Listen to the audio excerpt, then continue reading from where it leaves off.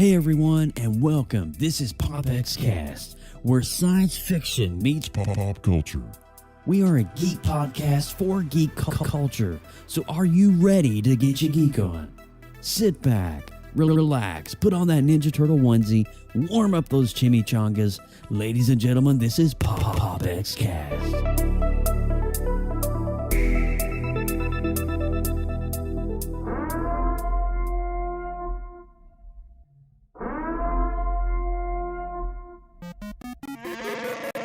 You are listening to PopXcast, where science fiction meets pop culture.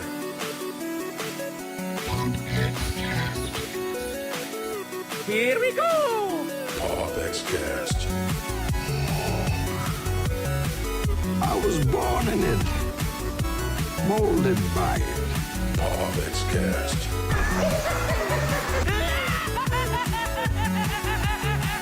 No strings on me. Autobots, transform.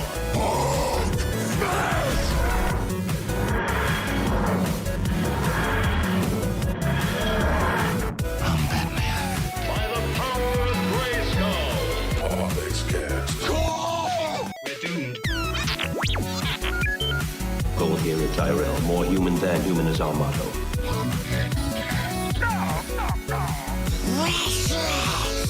Here's Johnny. Never had a pet pony. Hasta la vista, baby. PopXcast. Captain's log supplemental. Negasonic Teenage. What the I am the one who knocks. Excelsior! And there it is, Excelsior. Welcome everyone, this is PopXcast coming to you on this Sunday night, December the 20th, 2020. What is up, Austin Burke, my cousin in Lexington, Kentucky? What's up, Bubby? Oh, it feels good to be back, Joseph. It really does, man. It does. Just in time for one of the coolest Star Wars discussions we're about to have. Oh my goodness, man. It's gonna be great. It's gonna be. Look at the chat blowing up right now. I want to say a huge shout out to Darth Baca, one of our favorite faithful subscribers back here. God Stories Radio, what's up?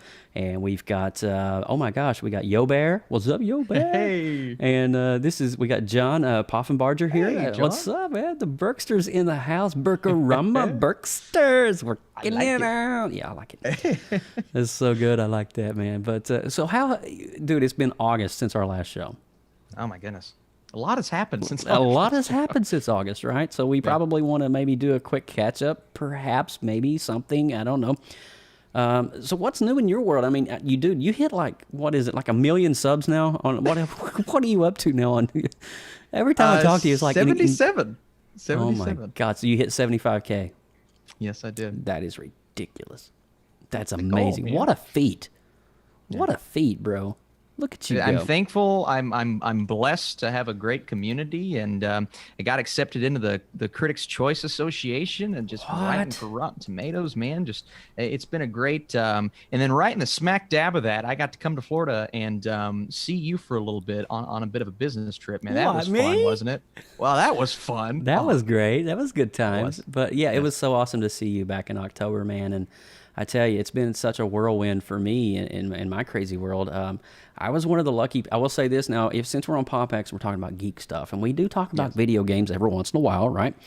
I did score a PS5. How is it? How is it, Joe? How is it? It is, yeah. It's pretty freaking amazing. So I've been playing Call of Duty Cold War, Modern Warfare, and Warzone. And so I have been killing it with the clan. I run with the tribe of guys. I want to use a shout out right now to Mr. Steve Medeiros, Mike Kendall, and Brandon Nogler. Love you guys. That is the Team PopX on Call of Duty. Yes, we actually are Team PopX on Call of Duty. That's cool. It is cool. That's cool. So that's how we do it. We run out and we play. But so this whole COVID thing has been crazy, and so we've not really been able to do too much of anything. I did catch COVID 2 weeks ago, so there is that. But I'm here. You're feeling better though, right? You're feeling a lot better? I'm feeling good. I just kind of, it's like a really bad burrito that you get at a 7-Eleven. You just kind of eat it and you have to have it, but when you eat it, it doesn't feel good coming out the next day. That's kind of how it was. Yeah. Does that make sense? Well, you're not the only person. It was so crazy because I had just heard about my wife's parents, and then you texted me, and Yeah. I'm just like, and I understand we're living in the midst of a pandemic, but it feels like every time someone I know gets it, a part of me dies inside. Like I'm still heartbroken. It's been a crazy year, man. It's been a nothing crazy to year. take too lightly. I will say that much. It is a very serious situation. I was very blessed to be able to fight it on my own, and I'm here. So, and yes, I said duty, Fritz. He said duty. But all things said, though, we're here. This is episode 111 of PopX Cast, and we're just going to get into it because I'm going to be honest with you, man. We have a lot of stuff to cover tonight. We have. Well, first and foremost, Mandalorian Season 2 review, and then we're going to be talking a little bit about the Spider-Man Part 3 that's coming up with Tom Holland, Andrew Garfield, and Toby. What? So we'll be talking about that. But let's go ahead and kick this thing off, Austin. You go for it, man. All right, man. So I am Austin Burke, returning the Appalachian Geek at heart. We'd like to welcome everyone for joining us live in the PopX.live chat room. A lot of people today, a lot of great individuals. Come hang out with us and join the conversation at PopXcast.com. If this is your first time tuning into PopX, the first 20 minutes or so, we run down the headlines since our last show. We have a lot of headlines. Then we dive into the show topic at the halfway point. It is a cram-packed show, Joe, and I have a feeling 2021 is going to be a good year for PopX Cast, man. I can't wait. I'm holding it out, man. I tell you, since the film industry has went bust over the past 6 months, we have not had much to talk about. But I will say this before I go on to my spiel.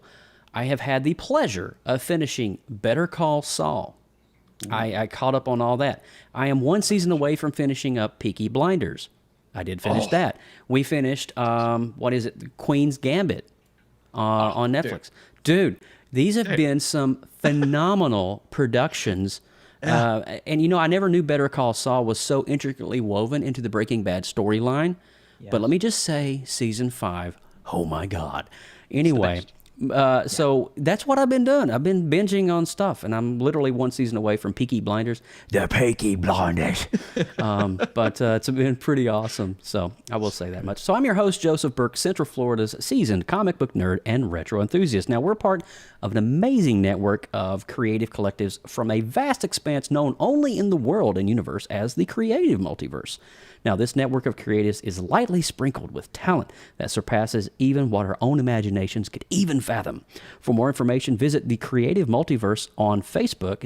It's a group. You just type in the Creative Multiverse and bada boom. Sweet. We're also on Twitter and Instagram, and we are eager to see what creative talents awaits within you. On the topic of the Creative Multiverse, we are happy to announce that we will be doing our second annual Artuary starting January the 1st. So 31 days of art prompts that will get you engaged and create those motivational juices. So we can't wait to see what you draw, what you paint, what you ink, what you sew, what you create. It's going to be fun. And if you missed episode 110, which was our New Mutants review, when we reviewed the oh my God, this seems like it seems so long ago. Check out our official website, PopXcast.com, for this and more great past shows from our PopX Collective archive. Now, be sure to head over to Google Play or iTunes after the show and click on that subscribe button. Catch up on some amazing shows from our PopX archive, which there's a plethora of information there. And while you're there, we'd love it if you'd leave us a 5-star rating and review. You guys are awesome for doing that already, and if you haven't done it, please do it. Have you guys seen Schitt's Creek? Yes, my wife and I watch Schitt's Creek all the time. It is a great, great show. Eugene Levy is an amazing comic genius. Let me just say that much right there. All right, so let's go ahead into the news, Mr. Austin. Don't go nowhere. We got some headlines coming your way. Extra, read all about it. This is PopX News. Nice, Mike. Coming to you live right here on PopXcast.com. Oh, man, PopXcast.com. Austin Burke, do you want to get the honors of leading us this week? I do. Unfortunately, I do. And it's so crazy how relevant this news is to what is happening in the Star Wars universe. Actor Jeremy Bullock Am I pronouncing Yeah. that correctly? Jeremy Bulloch, most well known for having sported the original armor for Boba Fett in Star Wars The Empire Strikes Back and Star Wars Return of the Jedi, has passed away at the age of 75. While it's hard to rival embodying Fett for the galaxy far, far away, the actor has more than 100 credits to his name, which included Doctor Who and multiple James Bond films. It's a pretty good career. Bulloch had a small role in Star Wars Revenge of the Sith, and while he hadn't acted in a Star Wars film in substantial capacity for years, he was a regular on the convention circuit up until he retired from live appearances in 2018. A legendary character, a legend in the Star Wars universe, and a guy that will forever be remembered for many great performances, but Boba Fett, man, that's the one for me. How about you? Well, he breathed life into a character that was, in the original trilogy, may be lesser of a character. You would maybe even consider him a B-lister character. But fans, just the look of Boba Fett alone, I think when Lucasfilm designed the costume for Boba Fett, they didn't have any inclination that it would be as impactful as it was. And, you know, of course, the Sarlacc pit, we all know what happened. And spoiler alert, but, you know, it's amazing, though, that this legacy of Jango and Boba is able to continue. And, Jeremy, you know what? Mr. Bullock did an amazing job breathing life into a character and setting a tone for a bounty hunter in the early stages. I mean, he was the bounty hunter that literally caught Han Solo and captured him in the Carbonite. So you got to remember that. And so he had a huge arc role in Return of the Jedi. And but like I said, though, I mean, Jeremy, he breathed life into an amazing character. So, well, I've never considered myself like a huge Boba Fett guy just because it felt like such a minor role. But then what you just said, I mean, from Han Solo to everything that he accomplished, it really is kind of integral to the Star Wars universe. And then kind of playing off of that, what we see in The Mandalorian, it takes that character and just rounds it out so much more. And now Boba Fett is one of my favorite characters, like in the current Star Wars world. So he was the OG. He was the one who started it all, and I think he did a great job in the original there's film. just so much mystery and mysticism in the world of Mandalore.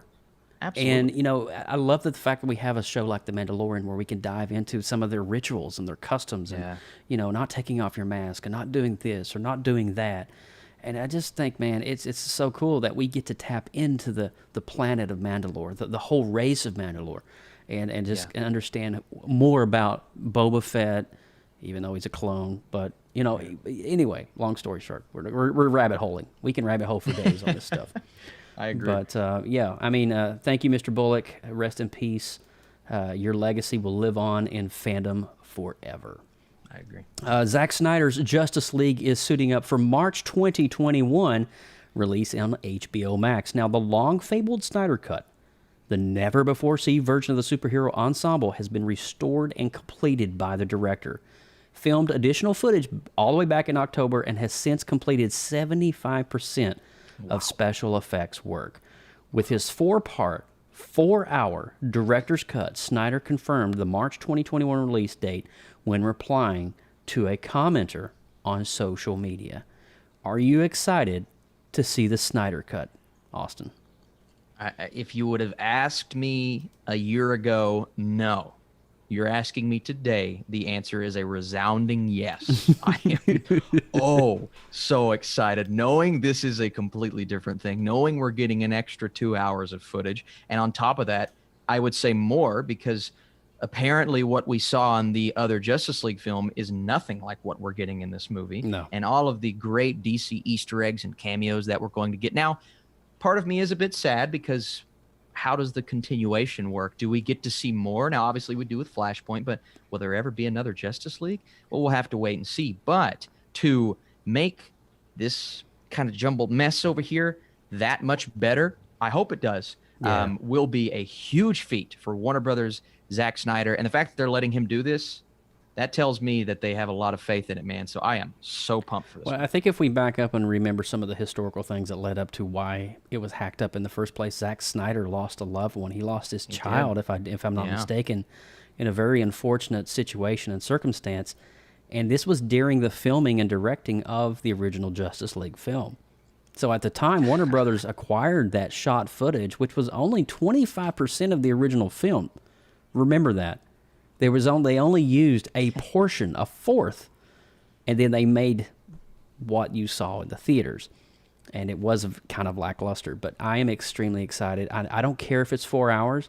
It kind of is probably going to harken back to the director's cut of The Watchmen a little bit. Yes. I'm sure to some extent. Yeah. But I'm super excited to see all this footage that was filmed that we never got to see. That's what I'm excited for. And to see Darkseid and Steppenwolf the way they were intended to be, yeah, that right there is enough alone to make any fan squeal with excitement and joy. I'm just going to say that much. I loved the trailer, the trailer with the Hallelujah playing in the background, because Hallelujah. We get to see Snyder's version of the film, and it's 4 hours, Joe. This is 4 hours. At this point, I don't really care. I'm in. Yeah, give me some popcorn. The more the merrier. Give me some hot wings and some popcorn, and I'm good to go, bro. I'm ready. I'm in for the long haul. This is Lord of the Rings. Like, this is crazy, man. I can't wait for this movie. It's going to be great. And really you know what? This whole film was created by fan outcry. It was created because even celebrities started creating this movement, the Snyder Cut, hashtag Snyder Cut. And Warner Brothers had no choice. They're like, okay, we hear you. So, yeah.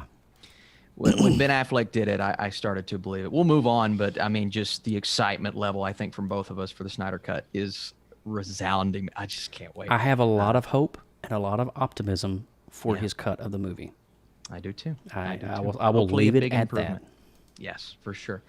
So let's talk about whatever. This is crazy. Dude. Sony has removed, and you're in the midst of this, Joe, because you have a PS5. I saw this happen in real time on PlayStation Network. But go ahead. Okay. Sony has removed Cyberpunk 2077 from the PlayStation Store, leaving PS4 and PS5 players with no option to purchase the new CD Projekt Red game. In addition to this, it has announced that it will be offering full refunds for everyone who purchased the game via the PlayStation Store. For those who have downloaded the game, they can continue to play it or cash in on the refund. In the meantime, the game is no longer available on the PlayStation Store, which means the only option to purchase it on PS4, PS5 is via a retail copy. Since its release in December 15th, players have been seeking seeking refunds for which the game is filled with bugs and performance issues on the console. My goodness, now that the game has been removed from the PlayStation Store and Sony is offering full refunds, there is a chance that Xbox will follow suit. Yeah. So listen here, man. I was holy cow, dude. This is so bad. So it released last week, Cyberpunk 2077, and there was a lot of hope and optimism for the game. Y'all knew, bro. On the PlayStation 4, it was so bad the game would hardly even run. No, I'm being serious. Like, you would get like these, like, they would be playing it, and you remember the old, like, when you would boot up, all right, remember when you put a Nintendo cartridge into the Nintendo and it didn't make the connection, and it would give you all that weird-looking screen jumbo stuff? That's exactly what it was doing. It would, like, play for, like, 5 seconds and then just glitch. And it was like, oh, PlayStation has expected an error in your application. Please submit report now. And so it would run a little bit better on the PS5, but I kind of, here's the thing, though. I know a lot of work went into this game. This game is truly beautiful. If it's played and it runs. It's kind of funny, I just said that. If it plays and it runs. But I feel bad for the creators and the content creators of the game because they put years into this and PlayStation removed it totally and is offering a full $70 refund for the game. That's bad. Yikes. So, will we see Cyberpunk 2077 in the future on the play? More than likely. Once the devs get in there and fix what's not working as fluidly as they'd like. So, it's just bad. It's just sad. You know, it's a bad deal, dude. And I'm not as familiar because, you know, I don't play as much in the video game world, but has anything like this ever happened before? Ever? Yes, there has been a couple of other games that have hit the PlayStation Store, and I can't remember what that last one was. Oh my gosh, it was like 2 years ago. There was a game that hit the store, and it was so bad that PlayStation started offering full refunds for it immediately and pulled it. You know, I guess there's a level of integrity and a level of commitment that PlayStation is looking for on their games. And when they released this game on the network, it wasn't running up to par to what PlayStation standards were, and they're like, nope, we can't do it. Until you fix it, we can't distribute it. So that's pretty much what had happened. That's crazy. And that's sucks. crazy. So you do believe that we will get this in the future, though, after they patch things up, hopefully? I would say in a couple of months, maybe 2 or 3 months after the developers go back in and rework some things and fix all the bugs. Dude, it's like 20% game, 80% bugs. You can't play a game like that. It's That's not even... one of the guys I was talking to on social media says it wasn't even auto-saving his work. Oh, so you would play like an hour and it wouldn't auto-save, and he would boot the game back up and he would be all the way back to the start again. And be like, oh, Dude, man. That's terrible. Look at this, John Poffenberger in the room. The game will be fixed in 2077. That's great. John, kudos. Yes. Yep. You're right. I agree with you. Oh, my bud Doug Hawk says, after Fallout 76, Anthem, and maybe developers will learn. That's true. Yeah. Yeah. Heard about that. You have. It was pretty bad. Anthem was pretty bad. All right, so moving along with the news here, we have Marvel Studios and Sony Pictures have reportedly extended the deal that allows Spider-Man to continue in the Marvel Cinematic Universe. Now, this deal was made, and it extended as a result of Spider-Man's increasingly important role in the upcoming Marvel Cinematic Universe's amazing future. Now, I'm thrilled that Spidey's journey, into the MCU will continue, and all of us, at Marvel Studios are very excited. This is Mr. Kevin Feige speaking, by the way. All of us at Marvel Studios are very excited that we get to keep working on it, Marvel Studios President Kevin Feige said. And he went on to say, Spider-Man is a powerful icon and a hero whose story crosses all ages, all audiences around the globe. He also happens to be the only hero with the superpower to cross the cinematic universe. So as Sony Pictures to develop their own Spideyverse, you never know what surprises the future might hold. Kevin Feige. And that's going to be the topic of one of our discussions this evening after we talk about The Mandalorian. But already there has been some... I don't want to get into this too much, but I will say that there is a lot of cards that have been confirmed. A lot of people are coming back, and it's going to be a mind-blowing experience for Christmas 2021. Yeah, all I'm saying is 13-year-old me is freaking out right now in my brain. He's just freaking out. We'll talk about it a little bit later, but again, I'm losing my mind. Oh, man. About this, Joseph. I want to say a huge shout out right quick to Mike Kendall, one of my Team PopX clan runners over on Call of Duty. He's here in chat, hanging with me in real time. What's up, Mike? Relentless MK in the house. All right. That's awesome. But, all right, you get the last one, and I think Mike is going to come on camera during the end of this and going to share some cool information with us as well. So go for it. Well, this last one is talking about something that I'm a big fan of. So Tron Legacy fans are celebrating the film's 10th anniversary. Now, a bit of a cult classic, the movie has become a hit for many fans who were in the theaters back in 2010. With news of another sequel, it's clear that people still want their Tron, despite Disney's strategy with the product. The movie is a lot of fun, and although the plot might not be up to par, the visual style will leave a lasting impression on a lot of viewers. The fact is clearly backed up by just how many people on social media are showing their appreciation for the movie. Some are very upset about what happened to the Tron Uprising animated series, yes, as well. But even so, it looks like Disney is revving up their lightcycle output as Tron has rides at multiple Disney parks and another movie, I believe starring Jared Leto, on the way. I am anything Tron you give me from Disney. Yeah, I'm gonna eat that up like it's nothing. Yeah, it's Thanksgiving dinner in my mouth and my brain all day long.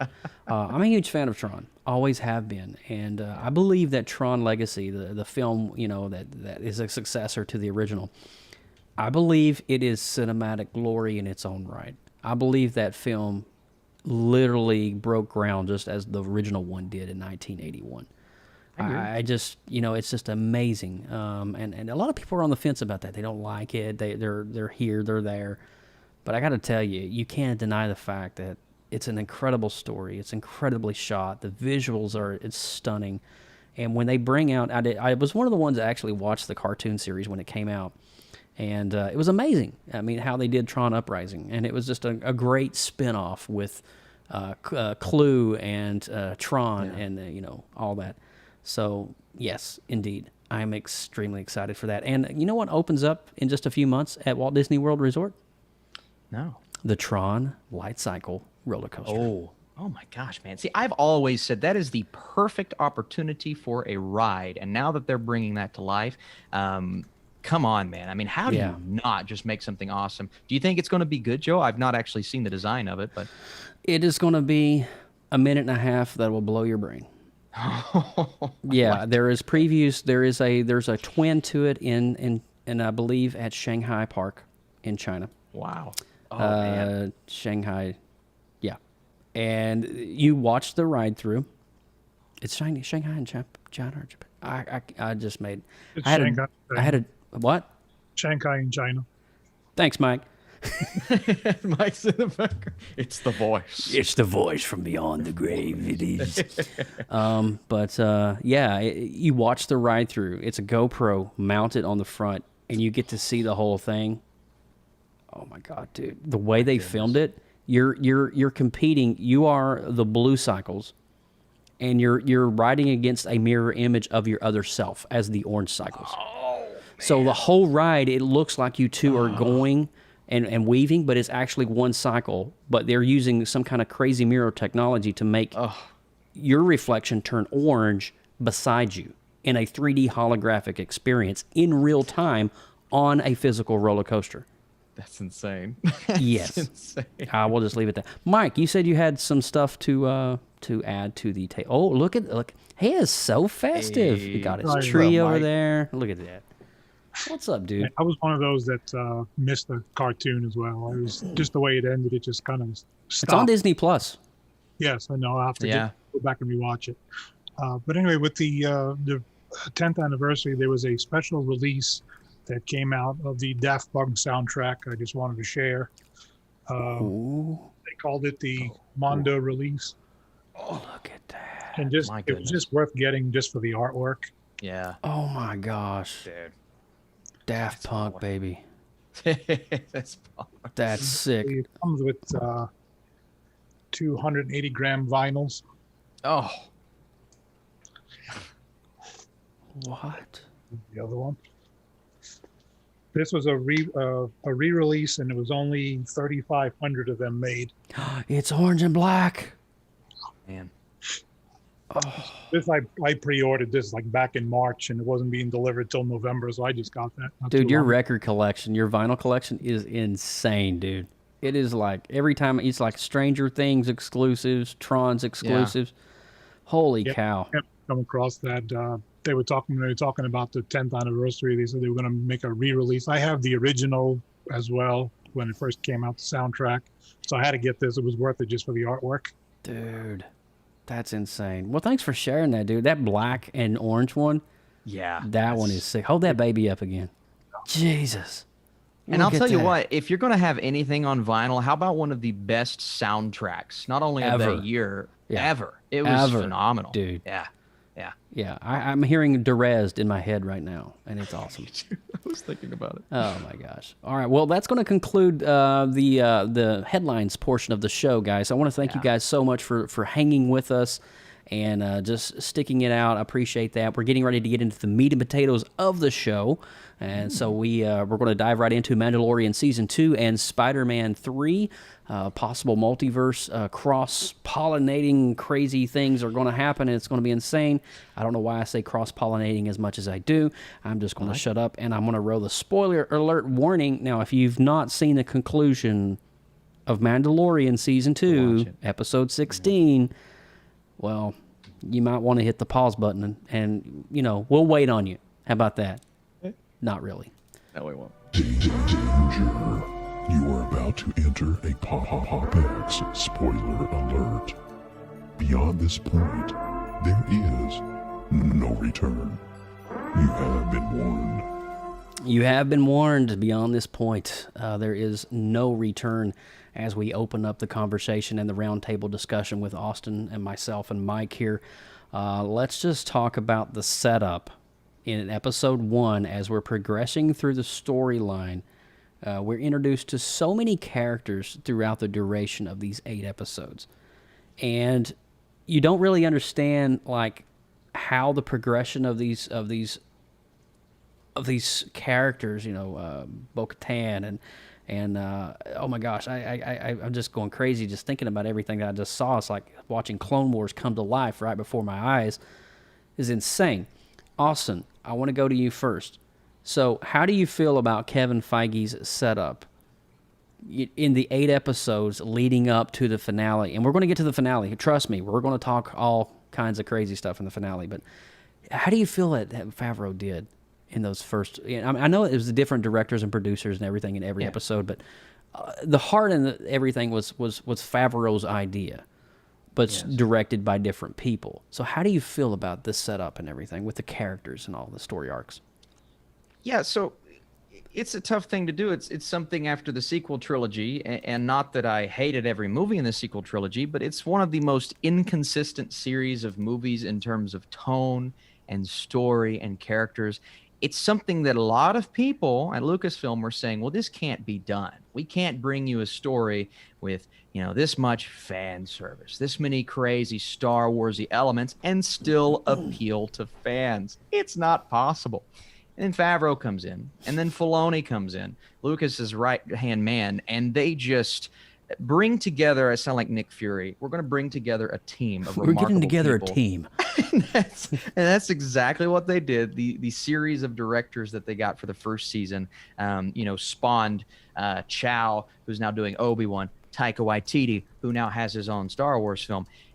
It worked out great. So for season 2, you bring in some fresh faces. I never imagined Robert Rodriguez directing a Star Wars episode like he did with that Boba Fett episode to a T, but they made it work, right? And I think that's a lot of Jon Favreau truly believing in this idea, these characters, this lore, and how they just continue to weave it in and out all through the season and last season. But I also think that's just the care and passion that they have for Star Wars. You can tell they love Boba Fett. You can tell they wanted to expand on Ahsoka. And all of these things coming together, I think gave us one of the most, fan service heavy. But it was you know awesome. what? Yeah. That's okay. If it's well done and well executed, unlike in my opinion, Rise of Skywalker, which was a little bit on the nose, shoehorned. This film, natural progression, man. I just thought it was so well executed. I couldn't agree more, and I'm just thinking about some of the things that we got to saw. You think about the episode The Marshal, which is where we're introduced to the guy that actually found Boba Fett's armor, if you remember that episode. And he became an intricate... Well, he may not have been in any other episodes, but he was an intricate part in setting up the story arc of Boba Fett in the future episodes. And then you get into the Passenger. And the Passenger was when we had the little frog lady and her eggs. And Grogu literally consuming the eggs like they are nothing. I mean, this is like, this is delicious. I want some more. I don't care how many babies you need. I want your eggs. It was just hilarious, but at the same time startling that Grogu... That episode for me, that was probably the most filler episode for me, but you still kind of have those callbacks to something like Alien. I'm like, okay, I appreciate what they're doing. Not my favorite episode, but even that episode, I'm like, yeah, I'm okay with it. It's fine. But it was setting up... The reason that I think the purpose of that episode was it was setting up not so much the character of the frog couple, but where Mando had to go. Yes. And it's where Mando had to go is where he met other people that created another spiral that, you see what I'm saying? It was a very complex and intricately woven kind of way that Favreau kind of did it. And it was a filler. You're exactly right. It was definitely a filler episode. I think the dragon, when they took down the dragon, I believe it was episode 1. That was a crazy one. Getting the Sand People on board to work hand in hand with the Mandalorian, and it's just wild. You're like, what? These are rival races here in Star Wars lore, but they're coming together to take down this giant that's consuming all their land. Definitely good CGI on the dragon for sure. And pure Western themes. Oh, there. dude, spaghetti Western in some of Yes, it was awesome. It kind of harkened back to like Back to the Future 3, or like maybe the Good and Bad, the Ugly with Clint Eastwood. Some of that stuff. That standoff type scene Yeah. with Timothy Oliphant's character. I love the way that was kind of put together. And Timothy Oliphant, he's from that movie that was based about Harlan County. Justified? Yes, Justified. And most recently, I believe Once Upon a Time in Hollywood, the guy's a massive actor. And he was talking about how excited he was to be a part of the Star Wars universe. And I love that they can continue to get these cameos from big actors, and they're all just geeking out like us watching them. And you could tell he was so thrilled to be there. And I think he may be a part of that Boba Fett show we're getting down the line. I kind of hope so. But there's definitely a huge setup here, and you go through and you look at each episode, and you can understand and see just right off the bat you could see that there's something that it's building up to. Yeah. And none of us knew what to expect going into episode 8. But it was pretty stellar. Now, I want to stop here for a minute. I want to get some Mike's take on it. So Mike, as you're gravitating close to that microphone of yours, so let's talk about maybe the first half of the season, the first 4 episodes. What was just some of the things that you liked, or some of the things you didn't like about it? Some of the stuff that I did like, it was stuff that you had already touched on, with the sand, coming together with the sand people and stuff like that. I would not have expected that. But overall, the filler episodes were, what made it run a little longer than I would have liked. It just like the show as a overall, it ran, this whole story took like 16 episodes over 2 seasons. I'm sure they could have condensed it into 1 season of 13 episodes and started a new story, for going into like a second season, opposed to spreading this out over 8 episodes. But they seem to spare no expense as far as the CG work goes, and especially with their new technology, they've been come up with the volume, where it's just this LCD wall. I don't know if anybody's seen that. Incredible, yeah. And it just to come up with that technology to be in one space and just be transferred to one place to another, and you could just never tell how it was done, by just looking at it. Yep. We're getting some conversation over here. We'll come back to you here in just a second, Mike. Doug Hawk said, the Frog Lady episode was a good one for Mando's arc. He needed to see what people would do for their children. Yeah. That's a good comment, good. Doug. That's a really good comment. I like that. Very plausible. So going into, like, you're thinking about the first 4 episodes, right? And we're setting up essentially the Marshal, the Passenger, the Heiress, and the Siege. The Heiress, of course, we all know is where Mando got his spear and won that, and that's when we saw Ahsoka Tano. So let's talk about that a little bit. So how was there any other? We got the bad stuff out of the way. Not the bad stuff, but the things that could have been. There was none of it really bad. No, I'll be honest with you. Nothing. I didn't like it completely. It just, it could have been done a little bit differently. That's kind of. Yeah, I agree. I was curious to see how they would do the Ahsoka Tano bringing her to life from the animated world, and they did an amazing job on it. I think they got the perfect person for it. They did. And I thoroughly enjoyed it. I think Rosario Dawson, I don't think I could not foresee anyone else being cast as Ahsoka Tano other than her. She nailed that role. She literally breathed life into a character that's up to this point been nothing more than 3D CGI, right? Yes. In an animated short. So the fact that we have a real life live action Ahsoka Tano, dude, it was just something to watch. And the way she wielded her lightsabers, it was just wow. And it was stunning. And the fact that, fans loved it so much that we're getting our own spin-off of that. There is so much that Disney announced in their partner conference that they had last week. It was just mind-blowing. That was a lot more hours. It was a lot to talk and take in. So the first 4 episodes, I do believe, though, I think Doug really did hit the nail on the head. It allowed Mando to see the lengths that people would do for their children. And even though this race was almost extinct, and that's all the eggs that they had to continue on their species, I think it was important for Mando to see that, because I think in some sense Grogu was essentially kind of the last of his species.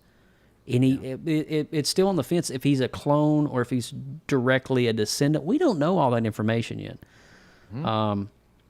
But I do believe that it was very important for Mando to see that connection between a bond between mother and child, even though he may not be the mother and child to Grogu, but it's a little bit of sacrifice, self-sacrifice, and that's something that he hasn't explored yet as a character. And that was so important for him to go through that moment and see that, and to survive the cold, and to brave the elements, and to go through the spider cave, and is just insane everything that they had to go through to get her to her husband on that planet. So I thought that was really good.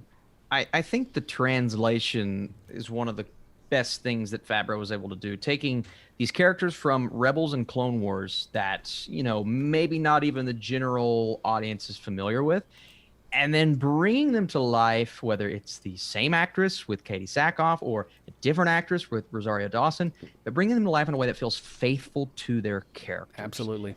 And not only do that, but then kind of combine all these things. And I know Ahsoka's only in it for one episode, but you have Boba Fett joining in, going on the adventure. You have a couple characters from last year. I thought and I know we'll get into the second half, but even Bill Burr, the comedian, coming back into the second to final episode, man, I learned more about him, and I didn't know I wanted to learn more about him. So it's these character-driven moments.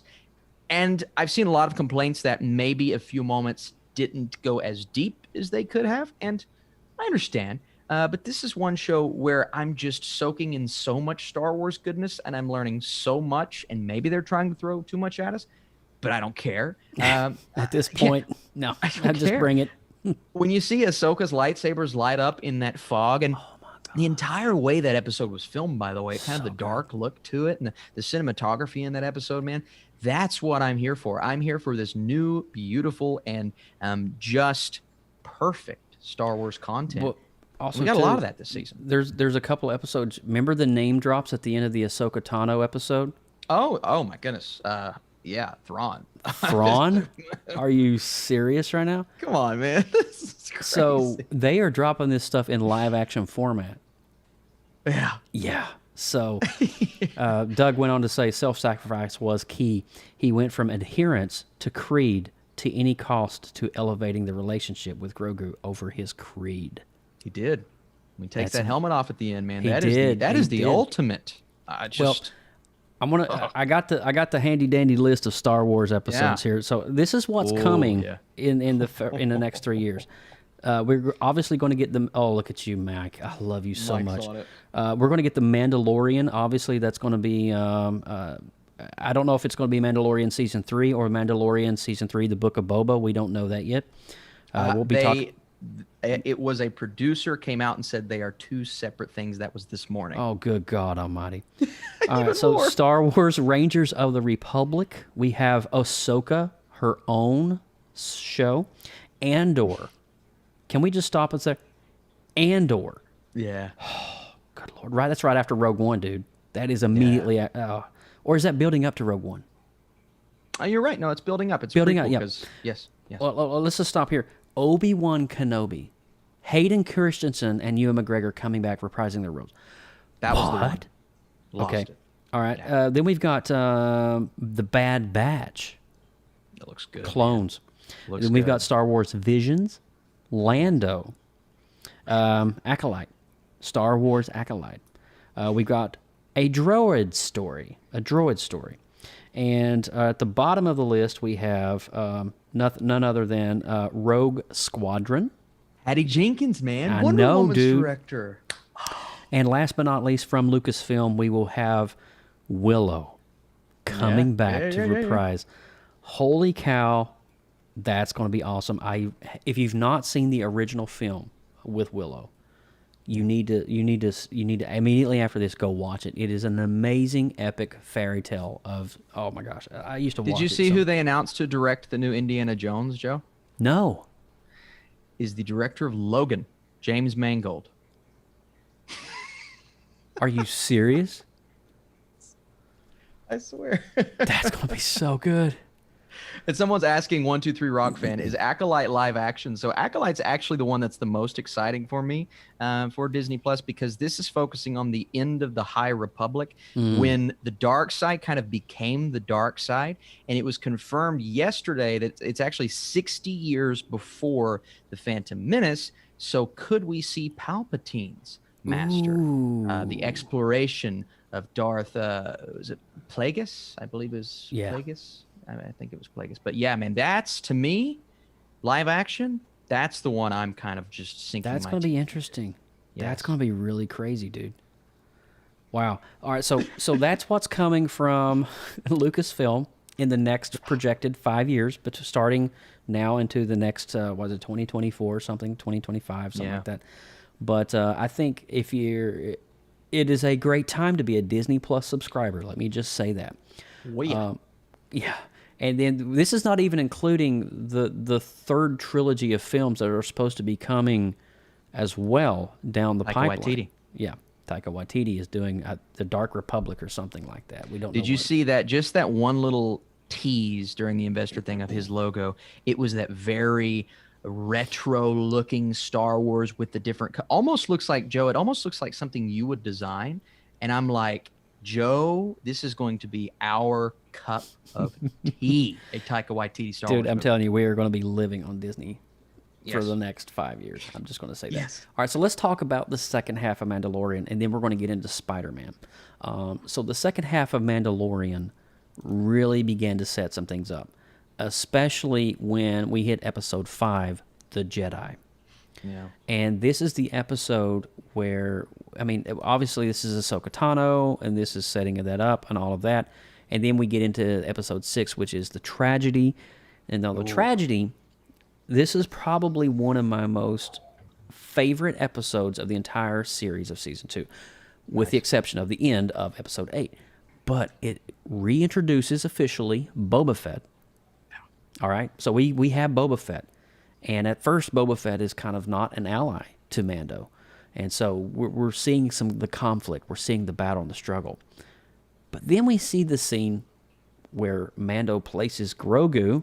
Oh, but by the way, we just found out in one episode before this in The Jedi that his name is Grogu. Puts him on the Seeing Stone. And there was such a buzz about when he's sitting there in the Force and he could not pull him. Nobody could pull him out of the force field. Who did he connect with?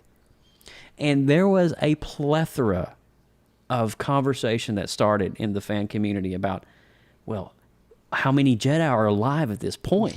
There's only like 4 or 5. If you're considering, if you're going back, it depends on how deep into the fandom that you're going. So I'm like, my first impression was, well, Luke and Leia, Ahsoka Tano. I'm just going through the list myself. And, man, it was crazy. So the tragedy was probably one of my favorite episodes, when Grogu experienced the Force and connected, and we saw Boba Fett pledge his allegiance to the child when the child was captured at the end of the episode. It was just a stunning episode. Austin, I want to get your thoughts. Mike, I want to get your thoughts.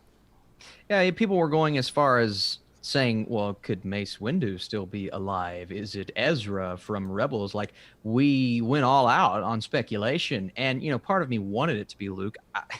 I just didn't know if they would be able to do it. I didn't know if they could pull it off, and they did. But I also really loved, reintroduced to a character that, again, I liked Boba Fett, but I don't get all the hype. He's never really done anything. Whoa, man. He's never really done anything my butt. This guy comes out and just wrecks shop for about 5 to 10 minutes. And that battle sequence, that's all I needed to see. I am now a Boba Fett fan. I trust that the book of Boba Fett is going to be awesome. And that's what did it for me, man. I just thought, I thought that was great. I think that episode in particular, the tragedy, number 6, was a turning point. Great. For a lot of people. For a lot of great. fans. They're like, oh my God, this is insane how much we've seen in just a short span between episode 5 and 6. Mike, what did you think? Yeah. Kind of with Austin on who I thought when he reached out to the Jedi, I thought it was going to be Ezra. Because I wouldn't imagine them to bring a major movie big screen character onto the small screen like that, because I don't think we've ever seen that. No. So even so it was CG work, but even so it was still bringing a major character. So I didn't think they would have done it. It would have been, I was leaning towards Ezra on that one. So. It was stunning, Mike. I think that the fact that there's so much fan service, but not done just for the fans, done in continuity of a storyline. Yeah, makes sense. You know what I'm saying? It wasn't just fan service. And all right, so let's all three of us fast forward to episode 8, because I want to make sure that we can at least stay on time here to some extent. Yeah. Episode 8, man. It started out kind of slow. I would say the first half of the episode was, for me, was kind of like wonky. I agree. I was like, what are they doing? Where's this going? Yeah. And then the Dark Droid robots, they fire up and they're coming for everybody that's in the command central, and this is like, what's happening? I mean, is this going to end on a cliffhanger? And I was like, oh, please no. Yeah. Please don't end where Moff Gideon walks into, and it's just like, and that's it. I was like, oh, in the back of my head, I'm processing this, and I'm actually looking at how much time is left. I'm like, I don't know how much time they're going to be able to finish this. So, and then we see an X-Wing land onto the destroyer. And from that moment on, I'm like, they can't. They cannot be going this way. There's no way in the world. I just couldn't wrap my head around it. Austin, what was your thoughts when you saw the scene by scene on the computer monitors and everything? Walk us through it. They did a few things, and even throughout the season, they built up these dark troopers as like, you can't beat them. All throughout the season, you can't beat these guys. They don't Every have a time soul. we would get a tease, it is the indestructible Terminators of the Star Wars universe. So I knew it had to be someone with the ability to, kind of wreck shop, which is what we saw with Luke Skywalker. And then we kind of get that slow, like you said, build up through the episode. And again, I didn't hate the episode. I was enjoying myself, but I'm like, man, if we don't get a good payoff here, I just don't know if it's going to be worth it. Now, I will say, Bo-Katan and even what Boba Fett does before he flies off, I thought that was all really cool, but you have to deliver with that ending. For me, it wasn't because I thought even that was a tease. I'm like, they're not going to do it. There's no way. There's no the X-Wing. Sure, it makes sense. Not going to do it. For me, it was when when Grogu takes the little hand, takes these little fingies right here, look at his little fingers. and he touches the screen. For me, that was when I said, that's Luke Skywalker. It has to be. To react to a Jedi of that level, other Jedis in training around will know that this is someone important. And when Grogu does this, I said, that's Luke Skywalker. And then you start to see it. You see the cloak, the glove. You see the hand, and oh man, and it was all just one thing after another. And the green lightsaber, I kid you not, I kicked over a chair. I leaned back on my couch, my leg flew up, and the chair in front of me flies over. And this was 3 a.m. So I woke my wife up. Didn't tell her why I woke her up because it's a spoiler. And I was losing my mind, man. The fact that they did this and got away with it and really executed. Now, you can say, the face wasn't perfect. A little bit of an uncanny valley. But the fact that they were willing to do that for Mark Hamill, credit Mark Hamill, and kind of give a little bit, Mark, this is for you, man. This is Luke in his prime. That means a lot to me. And I can get over the uncanny valley thing. I thought it was perfect. I couldn't agree more. I feel, Mike, before I expand on my thoughts, I want to hear yours on the Luke Skywalker reveal. The green lightsaber, I was kind of leaning that way. I'm going, there's no way they can do it. Then they showed the glove, and I'm going, I still wasn't convincing myself this was actually going to happen. And it just, and as it kind of, got into it more and more, and as he was getting closer, and I'm going, they're actually going to try and pull this off. And then, of course, when he takes the hood off, I'm going, you got to be kidding me. They actually did this. And it kind of looked like, as far as the CG, it kind of looked like what they did to Leia in Rogue One. I guess it was the same style, and it was also kind of a little bit of throwback to Rogue One when you see Vader at the end of Rogue One. Those shots, yes. Luke Skywalker, the end, of Mandalorian as well. I think that the way that they did fan service to Darth Vader in Rogue One is they did fan service to Luke Skywalker in the end of Mandalorian Season 2. Yeah. I kind of feel that, we're coming off of the rise of Skywalker, and we're feeling a little lackluster, I would say, to not the performance of Mark Hamill, the story that Mark Hamill was given. Yep. And, it wasn't, it left a lot of the Star Wars fandom kind of lacking. And I feel that Jon frickin' Favreau stepped up to the plate in such a way that not only did he do the fan service to Mark Hamill, but we get to see Luke Skywalker 10 years after the fall of the Republic in his prime of the Force. And that's something we have not seen cinematically ever. And it was glorious. And where is so this TV series, Joe? Like, I want more of this. Luke Skywalker taking. I want to see Luke Skywalker go up against an army because he can do it. After seeing this, I believe he can do it. Yeah, I couldn't agree more. And I wasn't expecting the CGI face. I was expecting like Sebastian Stan. Me too. I was That's like, what I oh, was gonna say. this is going to be Stan. Wait, they're going because he is seriously a freaking lookalike to Mark Hamill in Mark Hamill's prime. And I was kind of hoping it was going to be that, but I'm fine with the CGI. It was a little wonky to some scenes, but you know what? At the fact of the matter, we got Luke Skywalker ripping up droids on the Star Destroyer. I'm just like, okay, this is fine. I don't care about this face. It doesn't have to be perfect. It's freaking glorious. So, yes. According to Mark, It doesn't feel real. It doesn't. This conversation, like, No, 5 years ago, 1 year ago, would No. you have imagined we would have seen Luke in his prime? no, I just never pictured it. no. Mike, you were going to say something? I was just going to quickly, just kind of on a side note, Mark Hamill knew about this a year ago, and they kept Yes. it under wraps. Wow. Now that's pretty amazing, and he was even giving out credit to that they were able to keep this under wraps for over a year. Well, they kept the child under wraps even before the distribution of the show, and I mean they knew that Grogu would be a hit, but they had to do it because the world needed to know at the exact same time. Everybody needed to know, and that's the beautiful thing about it. So let's wrap it up with season 2. I am going to go with a solid 8.9 on season 2. There was a couple of moments that I feel that we're kind of filler episodes, but we're in a lot of ways, and the reason I'm giving it such a high score is I feel that those lackluster moments within the season were build-ups to something even greater that had a more of an emotional impact at the end of the season. And so that for me is an 8.9. Austin, what are you going to give it? I'm going a flat 9. I mean, they definitely could have, dived a bit deeper here and there, and I could have learned a little bit more. And, some will say, well, they're just putting in these characters so they can do spin-off shows.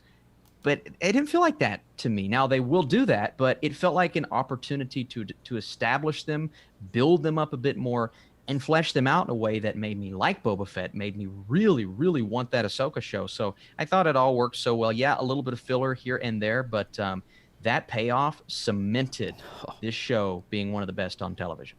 It was amazing, and I feel that, man, this is just the beginning of things to come. Yeah. This is the start. I mean, Disney Plus and Lucasfilm, Marvel Studios, everybody, Pixar has found their footing. And I think the pandemic has opened up the eyes to a lot of these production companies that they can, in fact, produce stellar content, and they don't need a cinema to do it. Yes. Yeah. And I think that's the big reveal, the takeaway that we're getting. I mean, we're getting Wonder Woman on HBO Max on Christmas Day. That's great. I mean, come on. So, Mike, what is your review? I'm going to go with 8.5. I think the final episode saved it. Some there, like you guys said, it was some of the filler episodes. It just kind of drag out, and the kind of the bad. I hate to go on to the negative about it, but the inconsistency of the length of the episodes. Yeah, it's like. Yeah, I agree. It's either 30 minutes or 40 minutes, sometimes 50 minutes, back to 30 minutes. One was 36 minutes, another one's 50 minutes. I'm like, what? And it just drags on from like the first 15 minutes, and then just like they cram everything in the last 15 minutes. that's just the kind of the overall show. That's what kind of a little bit of downfall for me on that is need a little more consistency with the the length of shows. Lindsay Badger gives it a 9.4. So across the board, we're all pretty much, the median between that is about a 9.1, 9, somewhere in that neck of the woods. So that's pretty awesome, guys. And I'm not going to move things along abruptly, but I really want to talk about Spider-Man 3 really quick before we finish the stream out tonight. If you guys have been listening and watching and hearing the announcements of Spider-Man, Mike Kendall, my buddy, says, I cried. I give it a 10, straight up 10. You go, Relentless MK. Yeah. We love you, dude. So Spider-Man 3, if you've not heard and you've been hiding under a rock for the past 2 weeks, you won't know that Tobey Maguire, Andrew Garfield, Kirsten Dunst, Frank Molina, dude, how many names have been announced so far for Spider-Man 3, Austin? Do we even know, like, everybody that's been recast? The only ones I can't think of are James Franco and the guy that screamed out "Rent" in the original Spider-Man trilogy. Those are the only two I can't think of. James Franco. But isn't Willem Dafoe coming back as Green Goblin? He is. And Dane DeHaan as the Goblin from Amazing Spider-Man is rumored as well. And then Sandman, the actor that played Sandman too, I believe he's coming back. Thomas Hayden Church, I believe is his name, which is... What's happening, Joe? What is going on right now? What's going on, man? Well, this is Joe, and I've had some time to process this. Now, has it been confirmed that Charlie Cox is in, or is that just rumor? That is rumor, but it is rumored from a couple of sources that have been right before. Okay. So let's go in the mentality that Charlie Cox, a.k.a. Daredevil, a.k.a. Matt Murdock, is in. I kind of feel that this is the way the movie's going to go. Spoiler alert. Opening first act, Spider-Man is on trial after everything that happened in Spider-Man 2 with J. Jonah Jameson ousting him as Peter Parker. Yeah. And now he is on the defensive, and Matt Murdock is his lawyer. Okay? Insert the Sinister Six breaks out, and the Vulture and all of them are coming for him. And somehow, through the mysticism of the multiverse, they figure out a way to open up a portal, probably using Mysterio's technology that we have. Open up a portal to bring back all the villains of the other multiverses. Insert Doctor Strange, who is now Benedict Cumberbatch, who is now the mentor in the passing of Iron Man to Peter Parker. I'm with that. And he's opening up. Not only is he going to open up his own multiverse to bring back Tobey Maguire and all the other heroes, it's going to be a full-on Sinister Six versus Spider-Verse. And everything that's going to happen in the middle of that is going to be insane. Yeah. So that is what I feel the movie can be, the potential. And, dude, I'm telling you, I'm so excited for this because I've been such a fan of the Spider-Man Spider-Verse, especially the animated film that came out 3 years ago from Sony. One of my favorite Spider-Man of all time. And I had the pleasure of getting, for my birthday this year, Miles Morales on the PS5. Ooh. Let me tell you something. Yeah. Walking in Manhattan with snow on the sides of the roads and stuff, it is the most hyper-realistic thing I've ever done. But the storyline connects, wait for it, into the MCU. I can't spoil that for you. But there is a connection between the Gamerverse, the Multiverse, and the Spider-Verse. So they're setting something up here, bro. Austin's like, what? So let me ask you this. Do we see live-action Miles in this movie? I believe this will be the movie we see Miles Morales. Okay. I believe this will be the movie that we see Miles Morales. Because his uncle was already set up in part 2. He was. Now, here's my theory. Let's hear it. So for Miles, now I'm really on board with a lot of stuff that you said, but just for Miles specifically. Now, yes, he was set up. They did technically introduce Uncle Aaron. But I believe for Miles to become Spider-Man, someone has to die.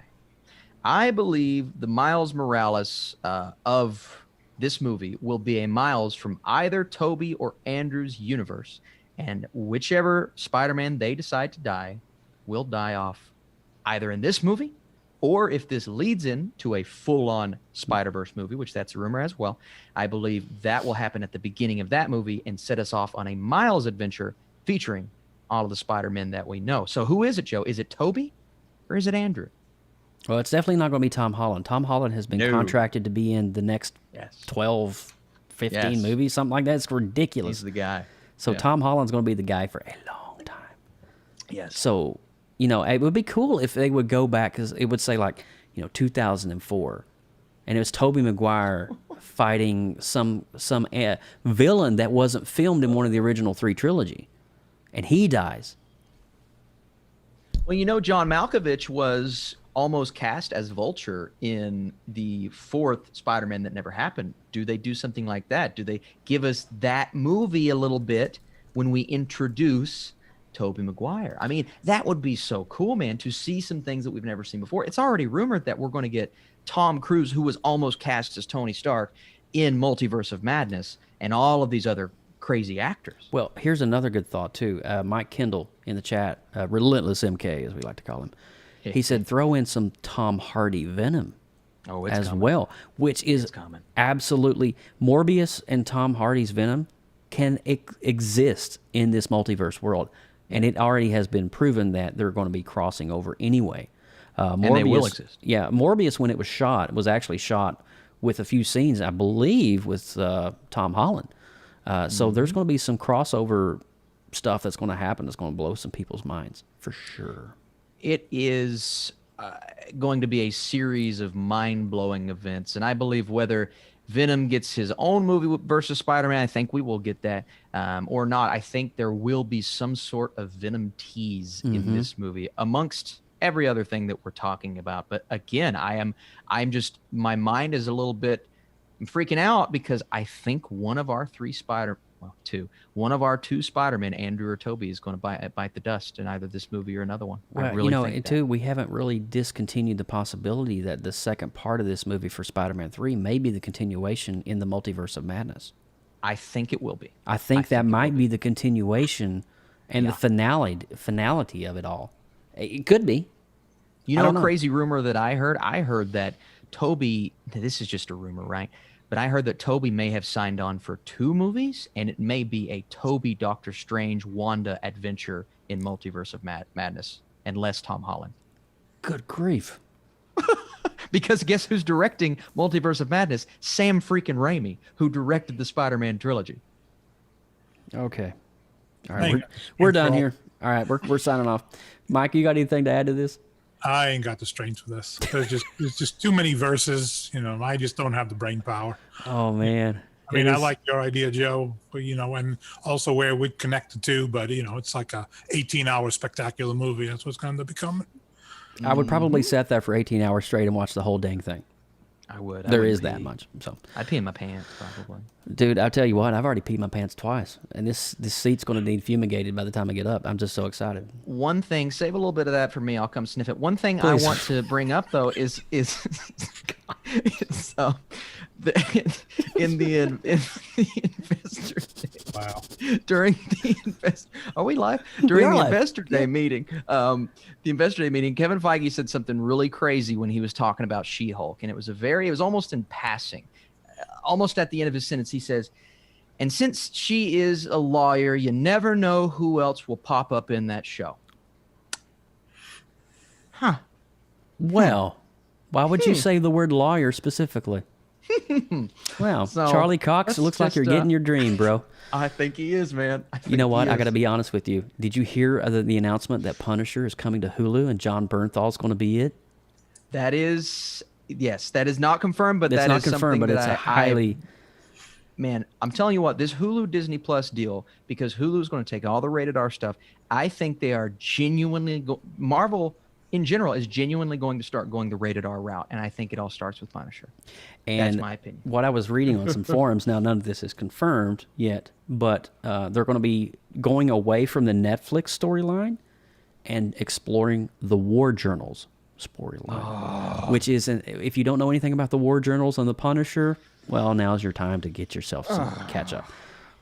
Let's just say it is the darkest, most grittiest storyline. It would probably be the equivalent to The Dark Knight on Frank Miller of 1986. Dark. Dude. All right, so just let that go. And last but not least, Fantastic Four. All right, we're just done here. We're done. Fantastic Four is coming to the Marvel Cinematic Universe. How they will be introduced, we don't know. Nope. But we have Moon Knight, Secret Invasion, Ironheart. Oh my gosh, I Am Groot, the Guardians of the Galaxy Holiday Special, Armor Wars, Thor, Love and Thunder, Blade. What? Blade? And then we got Ant-Man 3, The Quantum Mania, Black Panther 2, Fantastic Four. And Fantastic Four being directed by John Watts. That's telling, Joe. That's telling because John Watts, of course, did the first 3 Spider-Man movies. Did they bring him on board because they work well with him, or did they bring him on board because maybe they're introduced in this Spider-Man movie? Could it be? I mean, we don't know what we're going to see, but the possibilities of all these characters, Moon Knight, characters, Shang-Chi, all these characters that we don't even know about yet. I just can't. My brain's exploding right now. Oh, I gotta say. What's that? I said I got 2 words, and it's John Krasinski, and that's all there is. John Krasinski and Emily Blunt as Sue, and yeah. Did you ever watch the little YouTube show that Krasinski did during the pandemic? Oh gosh, I loved that show so much. Do you remember the one moment when someone asked him, will he ever be a superhero? And I can't remember exactly what he said, but as soon as he said it, we'll just have to see. He looked at the camera and did a little bit of a nod. And, obviously with these contracts, you have to know you're going to be in a movie a little while in advance. Yeah. I think John Krasinski knows right now, this is my opinion, that he's going to be in that Fantastic Reed Four Richards. movie. I think he knows. I really do. And his wife, Emily Blunt, needs to be Sue Richards. 100%. Yep.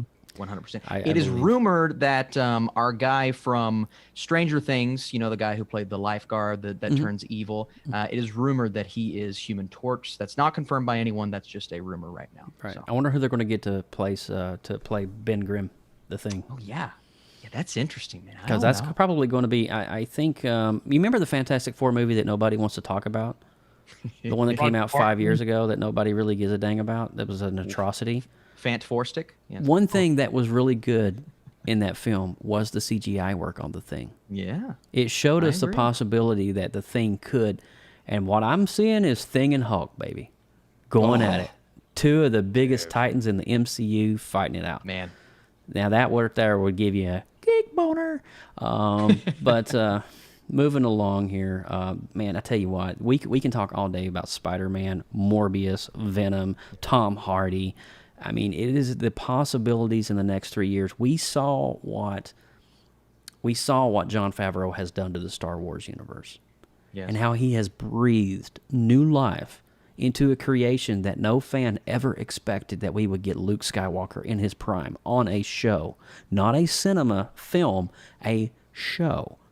And the possibilities now with the effects and the CGI and Disney pouring into it, oh my gosh, guys, buckle in. The next 4 or 5 years, PopXcast is going to be delivering some amazing content. We're back, baby. That's all I can say. Yeah. So I'm excited to be able to talk about these films as they're coming out in these series. Expect some amazing things in the weeks ahead, especially with WandaVision. We will be doing a WandaVision recap show. We're going to be doing a Wonder Woman 1984 recap show in 8 days from today. So this is all going to happen very quickly, but PopXcast is back, and we're so glad that you guys are going to be on board with this. Austin, you got any closing comments or thoughts or anything on Mandalorian or Spider-Man 3 or... I'm excited about the future of we talk more specifically about Disney, but really Disney and Warner Brothers. The fact that they're going the more streaming route, but also staying true with theaters. Obviously I want to consume a movie on a big screen, but giving us 10 Star Wars shows, 10 Marvel shows, the Snyder Cut on HBO Max. I mean, this is changing the game, and obviously the pandemic helped with that, but changing the game as we know it with the amount of content that we are about to get. And that's one thing I've complained about Disney Plus. Mandalorian, well, that's about it. Now we have Soul, the new Pixar movie, which is my #1 movie of the year, by the way. Fantastic. But I just never thought they could deliver. But it looks to me like we are going to be getting a new episode, maybe multiple new episodes of multiple shows every single week for the next 4 to 5 years, Joe. Well, how does that Falcon, Winter Soldier. You're going to be having WandaVision. You're going to be having the Book of Boba Fett. You're going to be having Mandalorian. Loki. Oh my gosh, it's like mind-blowing to know. And then that's not even including all the other Star Wars things that are already in film and production as we speak. Oh boy. It's a lot. Steve Medeiros, I love your comment. Wolverine versus Hulk. That's what I want to see. Oh, that's another rumor. They're saying this is a way to give Hugh Jackman one last ride. I can't take it with this. This is too much for me. My little heart, Joe. Well, my little heart. Disney does own Fox. So we might get... What if we get a Logan from like the 80s? Not the Logan from the future film. Yes. But a Wolverine from the full-blown 80s or 90s that is him. The rumor is Multiverse of Madness will explore, quote-unquote, previous iterations of characters, and who better than little Hugh Jackman in Multiverse Little of Hugh Madness. Jackman? The dude's a freaking mountain, dude. He's tall, dude. Oh, alrighty, we're going to wrap this thing up, guys. We are 17 minutes over the top of the hour. I knew this was going to be a long episode, but we're just so excited about everything that we've been discussing the past hour, almost hour and 20 minutes. Austin, you want to take us out here, buddy? You want to start rolling it up and wrapping it up? Absolutely, man. So I am Austin Burke at The Burkinator. You guys can search and find me on the YouTube, Twitters, and Instagram. We are part of the newly formed creative group known as the Creative Multiverse. For more great media, content, artwork, and more, find us on Facebook, Twitter, Instagram at the Creative Multiverse. If you are a creative, produce content, or have a talent, we want to see it, and we would like for you guys to share it with us in that multiverse. You can also connect with us on social media. You can find us on Facebook, Instagram, Tumblr, Twitter, and Pinterest, all at PopXcast. Send comments and suggestions to us via email at popxcast@gmail.com. Also, for future and past shows, visit our official website, www.popxcast.com. And I am also on MySpace, if you guys want to search for me and find me. Are you on MySpace? No, I'm not. I'm on Net Meeting. That was 1994. That's a little bit before. That was your a time. long time ago, man. I remember that. All right. Yeah. Anyway, listen, guys, we thank you guys so much for tuning in this weekend. And I'm Joseph Burke at Joseph Burke Arts all over social media. And, of course, hats off to this amazing team of creative collectives who are just getting in with the conversations on the geeky stuff. We couldn't do this without all the amazing people that subscribe and listen. And of course, everybody that's here with Team PopX. You guys are freaking awesome. And listen, join us for episode 112. We'll be doing 112 on December the 28th. That'll be on a Monday night. It'll be right before the New Year's, but we're going to be discussing on episode 112 Wonder Woman 1984. So in 8 days, you're going to get another PopX cast. We're coming back, baby. So we'll be getting our lassos ready and our invisible jets, and away we go. And what's Grogu doing over there? What's he saying? Is he? Well, he was just asleep, but he woke up and made a little baby noise, so I figured I'd hold him on the way out. Oh, that's so sweet. All so right, sweet. From all of us here at PopX Cast, thanks for listening, thanks for downloading, and we'll see you next time.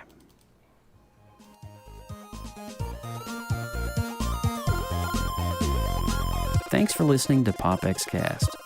As you're enjoying listening or viewing our shows, please consider clicking on the subscribe button to our feed and click the get notifications buttons so you don't miss out on great future content. Like our Facebook page, facebook.com/PopXcast, and on Instagram at PopXcast. And be sure to drop us an email anytime at popxcast@gmail.com.